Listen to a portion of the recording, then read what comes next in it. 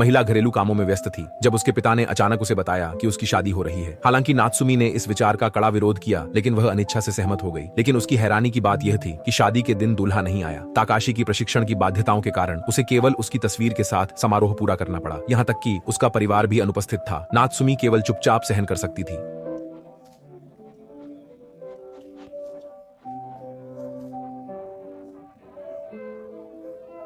शादी के बाद नात्सुमी अस्थायी रूप से ताकाशी के परिवार के घर में रही। 2 हफ्ते बाद ही उसने पहली बार अपने पति से मुलाकात की। चूंकि यह उनकी पहली मुलाकात थी, नात्सुमी बेहद घबराई हुई थी।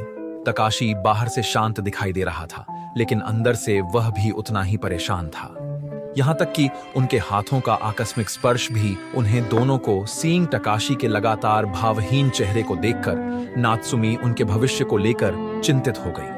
दूरी को पाटने के लिए उसने ताकाशी के पसंदीदा व्यंजन बनाने का निर्णय लिया। 2 घंटे बाद नात्सुमी ने जल्दी में खाना तैयार कर लिया। सौभाग्य से ताकाशी ने कुछ नहीं पूछा और उसने राहत की सांस ली। हालांकि रात के खाने के बाद नात्सुमी फिर से तनाव में आ गई। जब ताकाशी ने अपनी पत्नी को बिस्तर लगाने की बात करते सुना तो वह भी चिंतित हो गया।